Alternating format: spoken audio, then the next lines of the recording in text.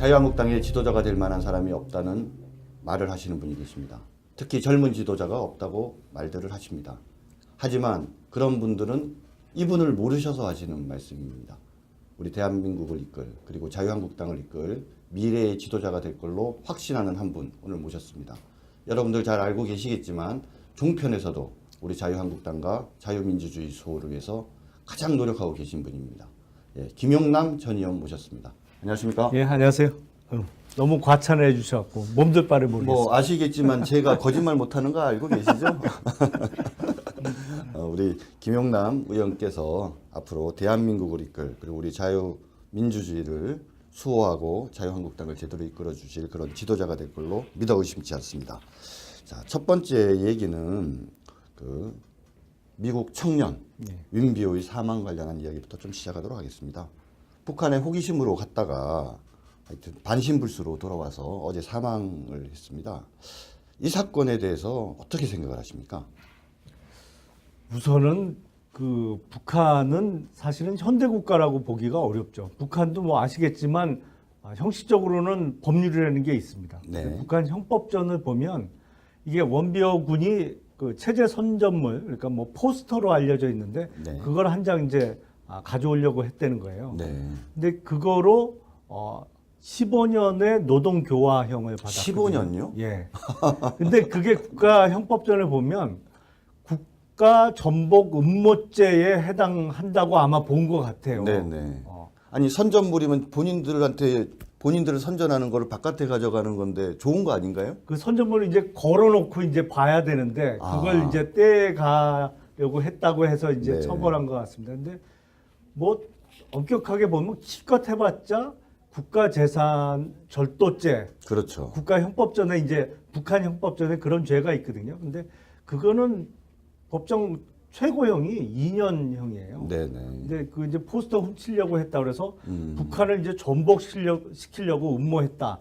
이걸 적용해서 15년의 노동교화형을 선고하고 어떻게 보면 이제 원비어군 그 민간 대학생을 미국과의 협상 카드로 쓰려고 했던 것으로 보입니다. 그래서 아주 말도 안 되는 중형을 선고해 놓고 네.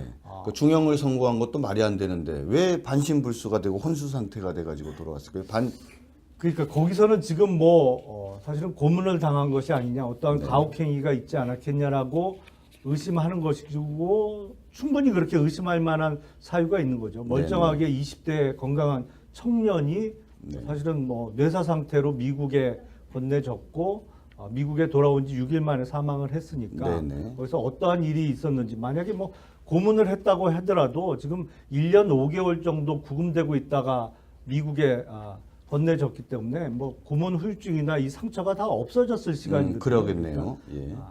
고문 내지는 가혹행위가 있었을 것으로 추측이 되고 특히나 이 인권 문제에 있어서 민감한 미국의 입장에서는 그냥 넘어갈 수 없는 중대 사안이라고 생각을 합니다. 이제 이달 말에 예정된 한미 정상회담을 앞두고 뭐 우리나라 정부 입장에서는 악재가 또 한 번 끼었다. 근데 악재가 너무 많아서요. 사실 이번 정상회담은 문재인 정부가 미리 만들어 놓은 악재가 너무 많아서 어떻게 보면 지뢰밭 속에 열리는 정상회담이 아닌가 싶습니다. 이 윈비어의 문제야 예상하지 못했던 문제지만 지금 말씀하신 것처럼 오히려 한미 정상회담을 앞두고 문재인 정부가 오히려 지뢰를 깔았다 이렇게 표현을 쓰셨습니다. 구체적으로 어떤 것들이 있는지 뭐 지금 요새 언론에 많이 보도가 됐습니다만 문정인 통일외교안보 특보가 미국에서 뉴욕에서 한 발언, 그러니까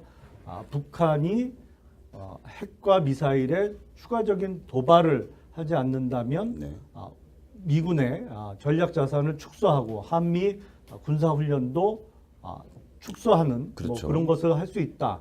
어떻게 보면 그러니까 북한의 비핵화를 전제로 해서 주한미군의 전략 무기를 축소한다는 것은 어느 정도 얘기가 될 수도 있어요. 그런데 이게 비핵화가 아니고 더 이상의 도발. 그러니까 어떻게 보면 북한을 사실상의 핵 보유국으로서의 지위를 인정하면서 그거로 더 이상의 추가 도발만 안 하면 주한미군의 전략 자산을 축소한다. 이거는 어떻게 보면 단계적인 축소를 의미하면서 궁극적으로는 항상 80년대 운동권들이 주장해 왔던 네. 주한미군의 철수로까지 연결될 수 있는 주장이거든요. 그렇죠. 그러니까 한미 동맹도 깨질 뿐만 아니라 주한미군까지 철수하는 어떤 그 앞단의 그렇죠. 어떤 주장이다.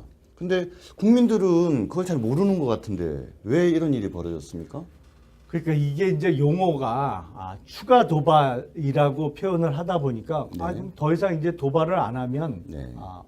어떤 남북 간의 긴장이 고조되지 않고 그렇게 되면 뭐 축소할 수 있는 것도 아니냐라는 식으로 이제 생각하시기가 쉬운데 네. 그것은 전혀 그렇지가 않죠. 사실은 북한 핵이라는 것은 지금 이미 수차례에 걸친 핵실험을 통해서 거의 완성 단계라고 보고 그렇죠. 네. 다만 이게 미국까지 이제 ICBM 네. 대륙간 탄도미사일에 실어서 미국 본토를 때릴 수 있는 만큼 소형화를 할 수 있느냐 네. 요것만 북한에서 남아 있는 과제고 사실은 네.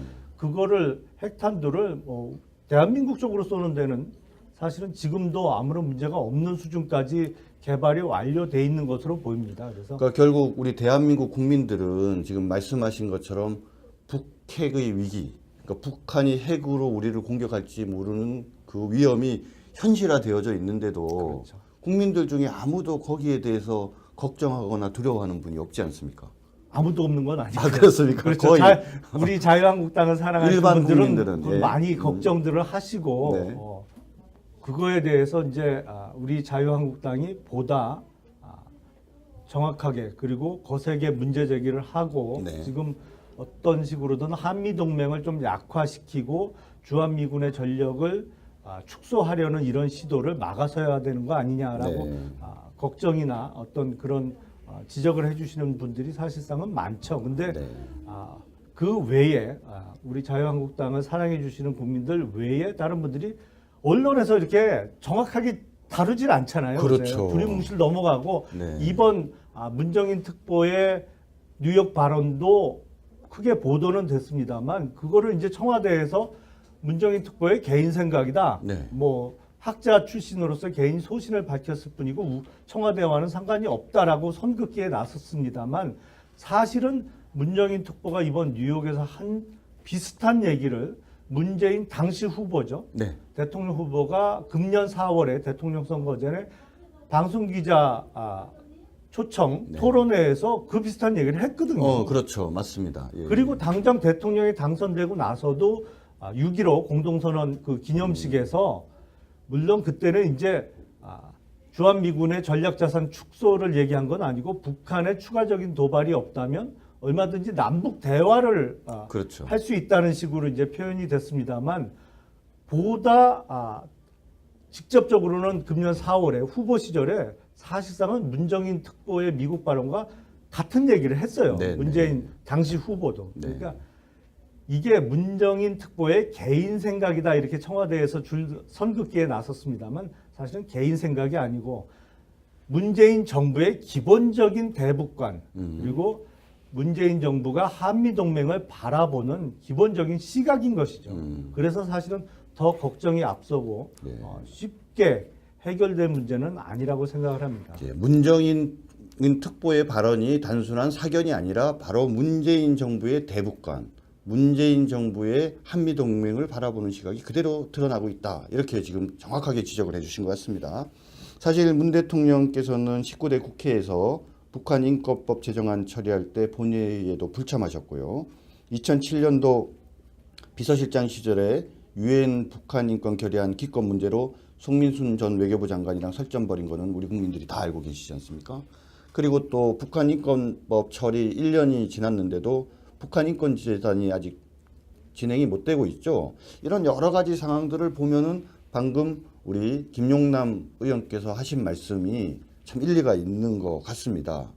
뭐 차제의 웬비오 발음하기가 되게 어렵네요. 사망하고 또 인권 관계에 대해서 모처럼 문재인 대통령이 북한의 인권 문제를 거론하면서 비판까지 한 마당이니까 북한 인권재단 설립 문제에 좀 적극적으로 나서야 된다 이런 의견도 있는 것 같은데. 그렇죠. 사실은 이제 북한 인권법을 통과시킬 때 국회에서 그동안 민주당에서 뭐 10년 이상을 반대하지 않았습니다. 그렇죠. 그래서 사실은 국회 통과를 시키기 위해서 본래의 북한 인권법 안에서 많이 후퇴를 할 수밖에 없었습니다. 그래서 그 본래 의도하려는 목적을 과연 다 달성할 수 있을까라는 의문이 들 정도로 사실은 법안 내용이 많이 약해졌습니다만 뭐 민주당 뭐 소위 얘기하는 국회 선진화법 하에서 민주당이 끝까지 반대하면 뭐 19대 국회에서도 통과를 시킬 수 없는 상황이었기 때문에 민주당에게 많이 양보를 하고 통과를 시켰습니다만 문제는 그마저도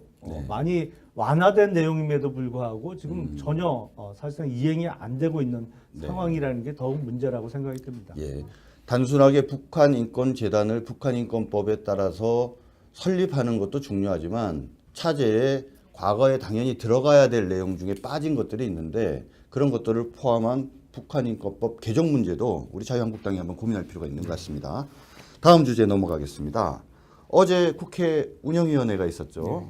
결과적으로 파행에 이르렀는데 어떻게 생각하십니까? 그게 완전히 이제 여야가 바뀌었다는 게 예. 실감이 납니다. 이제 다만 국회 운영위원장은 우리 당의 정우택 원내대표가 맡고 계시죠. 그러니까 네네. 이게 20대 국회를 구성할 때는 우리가 사실은 일당이었어요. 왜냐하면 총선에서는 우리가 122석을 얻고 민주당이 123석을 얻었는데 총선 이후에 이제 무소속으로 당선된 분들이 우리 당에 입당을 하면서 129석이 되면서 관례적으로 일당에서 맡아오던 국회 운영위원장을 우리 당의 원내대표가 이제 맡게 됐죠. 근데 국회 운영위가 청와대를 소관부처로 하고 있지 않습니까? 그러다 보니까 지금 벌어지고 있는 인사 파행과 관련해서 조국 민정수석을 국회에 출석시켜서 좀 물어보자고 그랬는데 청와대와 민주당이 거부를 했죠. 그리고 들어오지도 않고 우리 당 의원들로 시작된 운영위원회에서 이제 민경 의원이 자유 발언을 하고 있으니까 그건 이제 해방 논 거죠. 해방을 돌면서 결국에는 뭐 표현이 좀 그랬습니다만 무슨 판 치러 들어온 거죠 이제. 무슨 판일까요?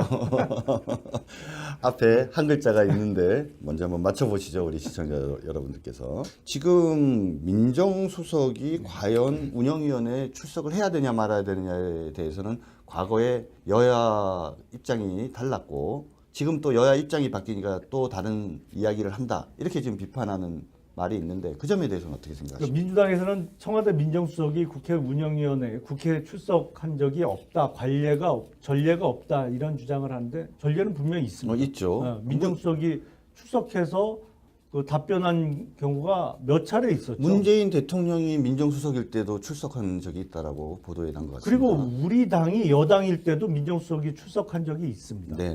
근데 다만 이제 그런 경우 그 청와대 비서실장과 다른 수석들이 다 국회에 출석해서 답변하는 경우에 이제 비서실장이 자리를 비우면 뭐랄까요? 이제 그 당번이 청와대 이제 실무를 담당하는 당번이 민정수석이 되기 때문에 두 사람이 동시에 자리를 비울 수는 없다. 그래서 민정수석이 안 나온 경우는 지난 박근혜 정부 때도 있었습니다. 그래서 전례가 없다는 민주당의 주장은 사실과는 전혀 사실과 다르네요. 시청자 여러분, 민정수석은 출석한 적이 없다는 말은 사실과 다르다라고 우리 김영남 의원이 분명히 말씀하셨습니다. 지금 문제되고 있는 인사 파행, 사실은 인사 검증의 책임은 청와대 민정수석실에 있죠. 그렇죠. 너무 당연하지 않겠습니까? 그렇죠. 굳이 얘기하면은 우리 인사수석실도 뭐 약간의 책임이 있다라고 얘기할 수 있고 검증 책임은 민정수석실에 있는 거죠. 그렇죠. 검증 자료 같은 걸 다 민정수석실에서 이제 마련을 하니까요. 근데 지금 뭐 결국엔 임명 강행이 됐습니다만 강경화 외교부 장관 그 앞서서 김상조 공정거래위원장 그리고 앞으로 이제 청문회를 앞둔 후보자들은 사실은 더 난리예요. 김상곤 교육부 장관 후보자의 논문 표절 문제. 그렇죠. 근데 제가 아는 교수님께서는 이거 김상조 후보자의 경우에는 논문 표절이라고 얘기하면 안 된다. 김상곤. 김상곤. 김상곤 후보자의 뭐라고 그럼 얘기를 해야 됩니까? 이건 논문 복사다. 이렇게 말씀하시더라고요. 이건 표절은 어느 정도일 때 표절이지. 이건 복사다 논문. 지금 그래도 이게 많은 시청자들이 보는 프로그램인데 표절 수준을 넘어서 복사 수준이다 이렇게 얘기해도 문제 없을 정도인가요? 왜냐하면 논문에 수십 군데를 다른 사람이 쓴 9편의 논문에서 그대로 갖고 와서 인용 문과 하나 없이 자기가 쓴 것처럼 뭐 옮겨 붙이기를 한 거니까요. 네. 그러니까 지금 뭐 말씀하신 걸 보면 논문 표절 수준을 넘어서 복사다 이것도 문제고 더군다나 교육부 총리가 그렇죠. 예. 네. 그러니까 학자적 양심에는 좀 문제가 확실히 있는 분이 아닌가 싶습니다. 말씀을 들어보면 더더욱 민정수석이 나와서 검증을 그렇죠. 제대로 했는지 좀 설명이 필요할 것 같네요. 그리고 또 말씀하신 것처럼 비서실장과 같이 나오면 문제가 되니까 비서실장 남겨놓고 비서실장은 오라고. 청와대 지키고 예, 예. 아, 민정수석 나와서 예. 이거 좀 답변을 해봐라, 해명을 해봐라. 어떻게 검증을 했길래 이런 후보자들이 또 조대업 노동부 장관 후보자는 뭐 음주운전으로 적발이 돼서 면허 취소가 됐습니다만 뭐 퇴교 처분당한 학생들 위로하기 위해서 술 마시고 음주운전을 하게 됐다라고 해명을 했는데 거짓 해명이었죠. 그렇죠. 예. 고대 학생들이 아니 언제 우리하고 술 마셨냐 그랬잖아요. 예, 예. 그러니까 국민들께 거짓말을 한 것이거든요. 공개적으로. 네, 그렇죠. 예. 과연 공직자로서의 기본적인 자격이 있는지가 또 문제가 되고 뭐 조대업 후보자만 해도 또 많죠. 사실은 뭐 일종의 사기 업체를 이제 운영을 하면서 거기서의 임금 체불 문제 또 거기서의 어떤 여론조사 조작 문제도 있고 송영무 국방부 장관 후보자도 그렇죠. 현역 군인으로 있다가 퇴역한 이후에 여기저기서 이제 고문료, 자문료 뭐 이런 거를 많이 받았는데 이게 지금 방산비리 척결을 그렇게 주장을 하면서 이게 너무 업체하고 유착돼 있는 사람을 지금 장관으로 임명하려는 거 아니냐라는 또 문제가 지적이 되고 있습니다. 우리 김용남 의원님 말씀을 들어보면 뭔가 해당 그 부서 본인이 장관을 맡아야 되는 영역과 관계된 문제들이 있으신 분들을 꼭 일부러 그렇죠. 골라서 그 다음에 인사청문회는 참고용이고 임명권은 우리 문재인 대통령께서 가지시고 어차피 그거는 큰 거 한 방 없는 거니까 뭐 강행할 가능성이 많겠네요 또. 그러니까 교육부 장관 후보자는 학자적 양심이 없는 분을 지명하시고 예. 노동부 장관 후보자는 임금 체불을 했던 분을 또 지명을 하시고 네. 거기 사회이사를 하신 거죠. 그렇죠. 예, 예. 그리고 국방부 장관 후보자는 또 방산과 연계된 그 일부러 그렇게 하기도 참 어려울 것 같은데 일부러야 설마 그렇게 했겠습니까? 뭐 일부러라기보다는 그냥 그런 거는 염두에 안 두고 이게 내 편이냐 네 편이냐를 두고 인사를 진행한 것이 아닌가 싶습니다. 국민의 지지도가 워낙 높으니까 그리고 인사청문회는 그냥 참고용으로 하는 거니까 그 말씀하신 대로 서로 이제 코드가 맞는 분들로 해서 멋지게 한번 휘저어 보겠다. 뭐 그런 것일 가능성이 많겠네요. 지지율 믿다가 한 방에 훅 갑니다. 그렇습니까? 예. 결국 의외로 지금 전국이 꼬이는 중심에 조국 민정수석이 있는 것 같습니다. 근데 최근에 조국 수석이 잘 안 보이네요. 잘생긴 것이 컴플렉스라고 말씀을 하셨던. 진짜 사실은 잘생기셨는데 왜 그 조국 수석 잘생긴 얼굴이 우리 국민들이 볼 수 없는지 궁금한데 이유가 뭐라고 생각하십니까? 워낙 이제 논쟁의 중심에 서다 보니까 자신은 숨고 뭐 어젠가요? 임종석 비서실장이 인사검증은 내 책임이다. 뭐 그러면서 아무도 바라지도 않고 뭐 기대도 안 했던 그리고 사실관계도 맞지 않는 소위 쉴드를 치러 나왔어요. 내 책임이다. 민정수석이 아니고. 네. 뭐 별 대꾸도 아무도 안 했죠. 뭐 논리적으로도 별로 맞지 않는 얘기. 민정수석 책임인가요? 기본적으로 인사검증은 비서실장 책임이 죄송한데 제가 질문을 당황해서 질문을 잘못했는데 비서실장 책임이 맞습니까? 그러니까 비서실장은 형식적으로는 인사위원회의 회의를 주재하는 건 맞죠.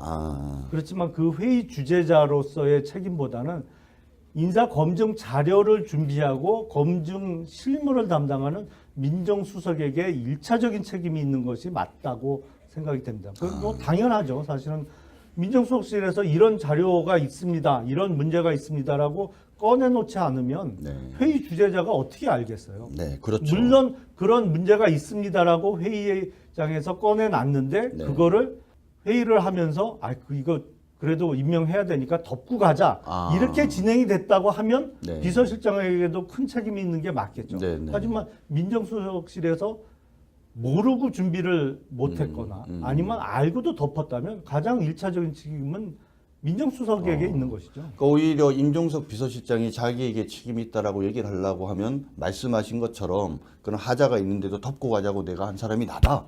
이렇게 그렇다면 말이 구체적으로 얘기를 하지 않고 이렇게 실드 치고 나온 건 좀 문제가 있다. 그렇죠. 그건 뭐 누가 봐도 이제 조국 민정수석을 보호하기 위해서 나온 건데 사실은 지금 더 큰 문제가 숨어 있습니다. 뭐가 숨어 있습니까? 지금 이것은 제가 보기에는 아마 수사로 밝혀져야 될 사안으로 보이는데 네. 검사 출신이시죠? 네. 예. 갑자기 어떻게 무섭네요. 보면 특검을 해야 될지도 몰라요. 지금 왜 그렇습니까? 검찰 인사를 청와대에서 하도 좌지우지하니까 예. 검찰에서 어떤 공정한 수사를 할 수 있을까 좀 걱정이 되는 측면이 있어서 네. 뭐 과거처럼 야당 추천 특검한테 수사를 네. 한번 맡겨보는 것도 좋은. 뭐에 대해서 맡긴다는 얘기입니까? 우리 시청자 여러분 되게 지금 이제 궁금해할 것 같은데. 안경환 법무부 장관 후보자가 사퇴를 했는데 네. 온갖 의혹, 그러니까 뭐 혼인무효 판결이 있었다는 게 드러나도 예. 기자회견을 열어서 청문회까지 가겠다라고 이제 고집을 부렸었죠. 예, 근데 그렇죠.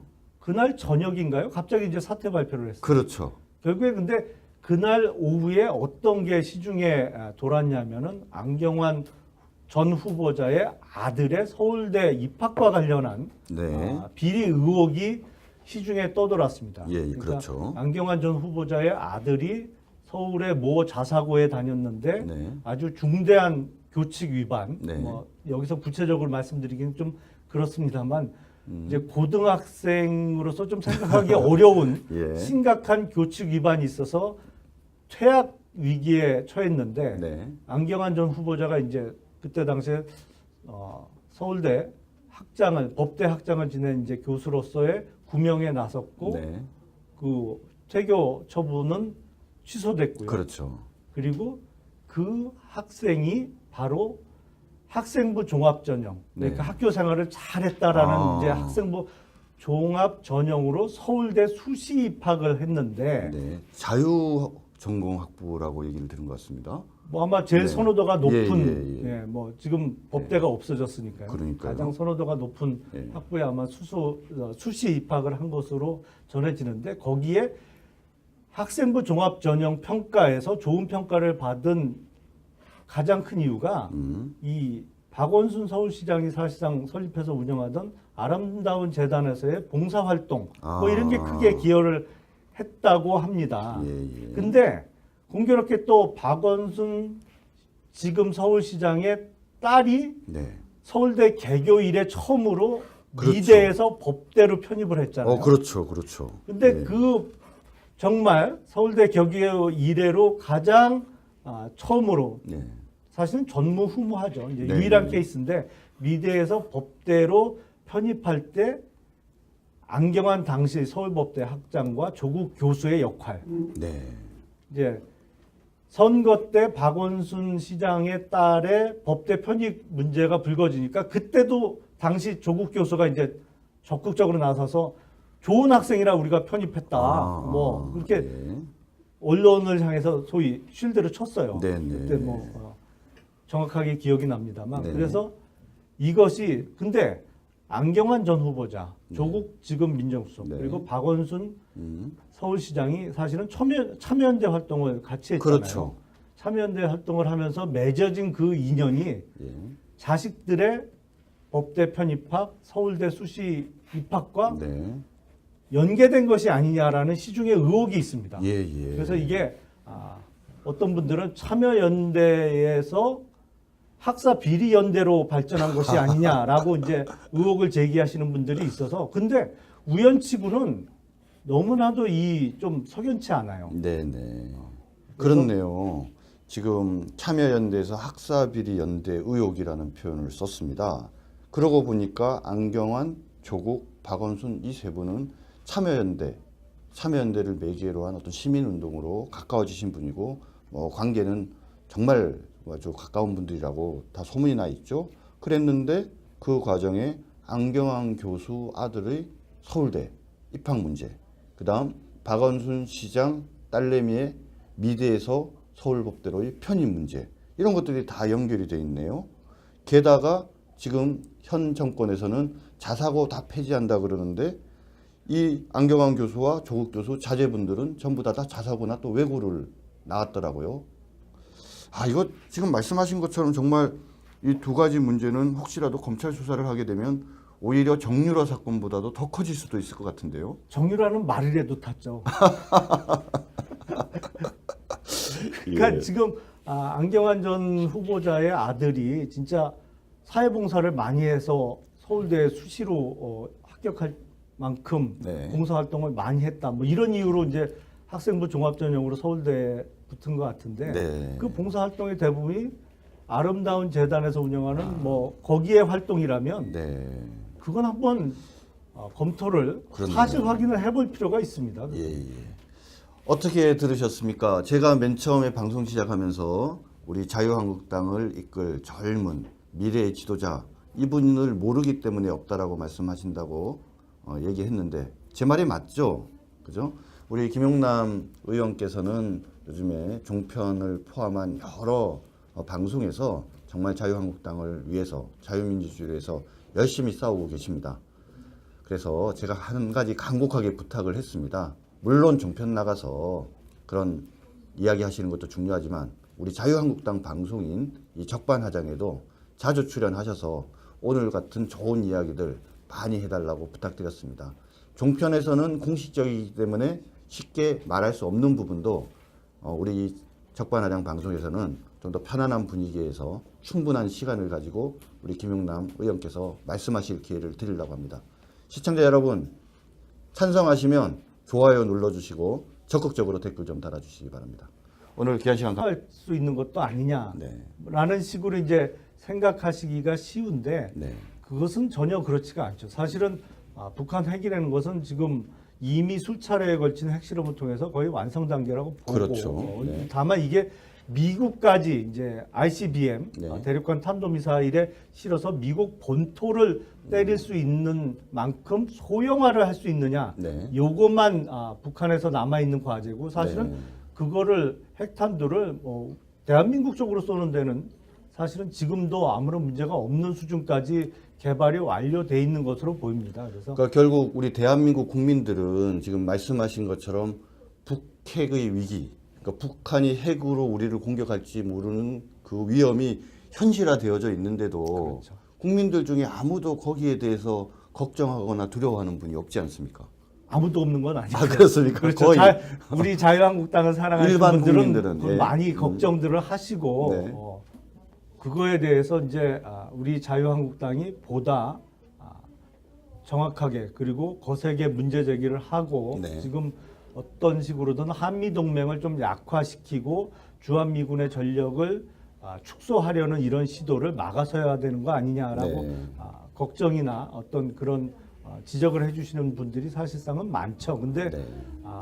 그 외에 우리 자유한국당을 사랑해 주시는 국민들 외에 다른 분들이 언론에서 이렇게 정확하게 다루질 않잖아요. 그렇죠. 두리뭉실 넘어가고 네. 이번 문정인 특보의 뉴욕 발언도 크게 보도는 됐습니다만 그거를 이제 청와대에서 문정인 특보의 개인 생각이다. 네. 뭐 학자 출신으로서 개인 소신을 밝혔을 뿐이고 청와대와는 상관이 없다라고 선긋기에 나섰습니다만 사실은 문정인 특보가 이번 뉴욕에서 한 비슷한 얘기를 문재인 당시 후보죠. 네. 대통령 후보가 금년 4월에 대통령 선거 전에 방송기자 초청 네. 토론회에서 그 비슷한 얘기를 했거든요. 그렇죠. 맞습니다. 예. 그리고 당장 대통령이 당선되고 나서도 6.15 공동선언 그 기념식에서 물론 그때는 이제 주한미군의 전략자산 축소를 얘기한 건 아니고 북한의 추가적인 도발이 없다면 얼마든지 남북 대화를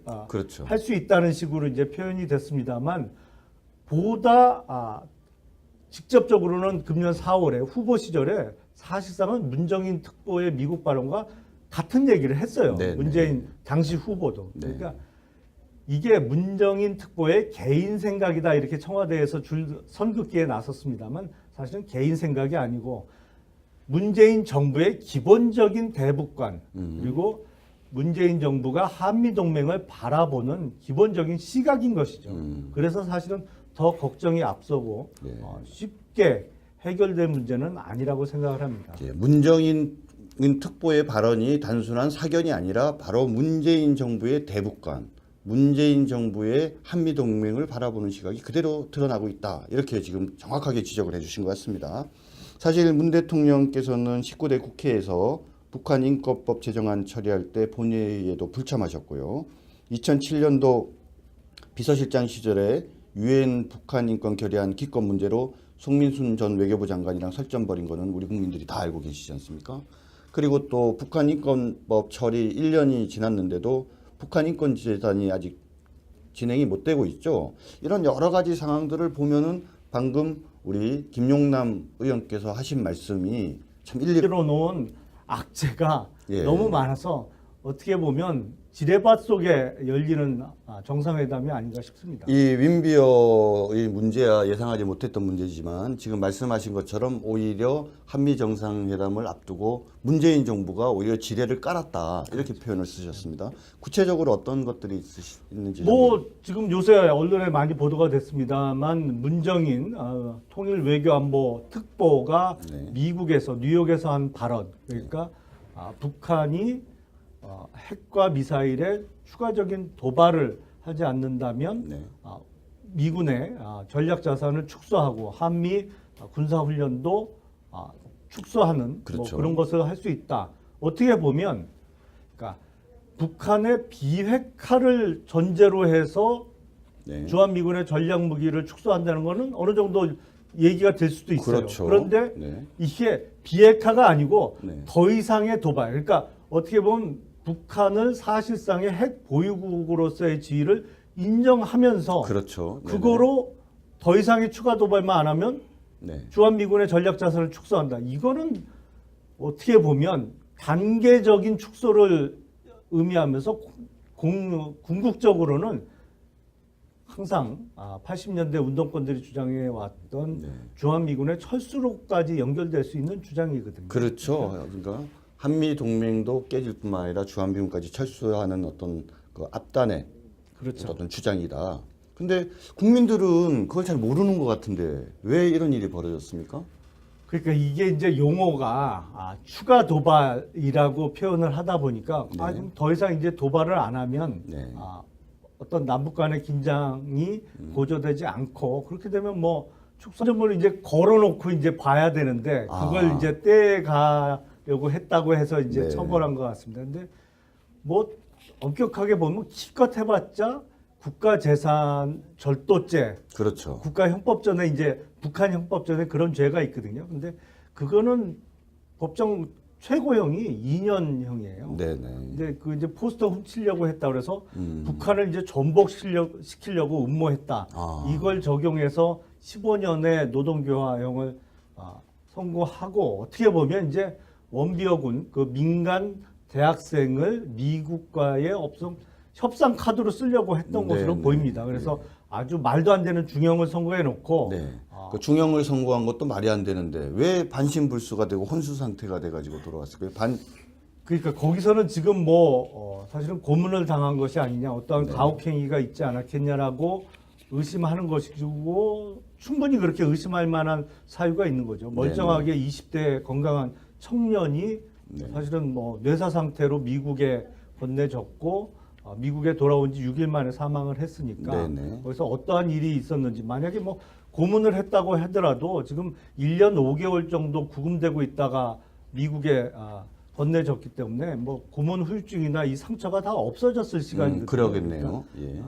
고문 내지는 가혹행위가 있었을 것으로 추측이 되고 특히나 이 인권 문제에 있어서 민감한 미국의 입장에서는 그냥 넘어갈 수 없는 중대 사안이라고 생각을 합니다. 이제 이달 말에 예정된 한미 정상회담을 앞두고 우리나라 정부 입장에서는 악재가 또 한 번 끼었다. 근데 악재가 너무 많아서요. 사실 이번 정상회담은 문재인 정부가 미리 만든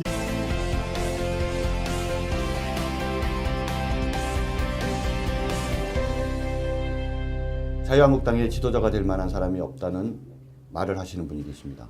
특히 젊은 지도자가 없다고 말들을 하십니다. 하지만 그런 분들은 이분을 모르셔서 하시는 말씀입니다. 우리 대한민국을 이끌 그리고 자유한국당을 이끌 미래의 지도자가 될 걸로 확신하는 한 분 오늘 모셨습니다. 여러분들 잘 알고 계시겠지만 종편에서도 우리 자유한국당과 자유민주주의 수호를 위해서 가장 노력하고 계신 분입니다. 예, 김용남 전 의원 모셨습니다. 안녕하십니까? 예, 안녕하세요. 너무 과찬해 주셔갖고 몸둘 바를 모르겠어요. 뭐 아시겠지만 제가 거짓말 못하는 거 알고 계시죠? 우리 김용남 의원께서 앞으로 대한민국을 이끌 그리고 우리 자유민주주의를 수호하고 자유한국당을 제대로 이끌어 주실 그런 지도자가 될 걸로 믿어 의심치 않습니다. 자, 첫 번째 얘기는 그 미국 청년 윈비오의 사망 관련한 이야기부터 좀 시작하도록 하겠습니다. 북한에 호기심으로 갔다가 하여튼 반신불수로 돌아와서 어제 사망을 했습니다. 이 사건에 대해서 어떻게 생각을 하십니까? 우선은 그 북한은 사실은 현대 국가라고 보기가 어렵죠. 북한도 뭐 아시겠지만 형식적으로는 법률이라는 게 있습니다. 네. 북한 형법전을 보면 이게 원비어 군이 그 체제 선전물, 그러니까 뭐 포스터로 알려져 있는데 네. 그걸 한 장 이제 가져오려고 했다는 거예요. 네. 근데 그거로 15년의 노동교화형을 받았거든요. 15년요? 예. 근데 그게 국가 형법전을 보면 국가 전복 음모죄에 해당한다고 아마 본 것 같아요. 네네. 아니 선전물이면 본인들을 선전하는 거를 바깥에 가져가는 건데 좋은 거 아닌가요? 그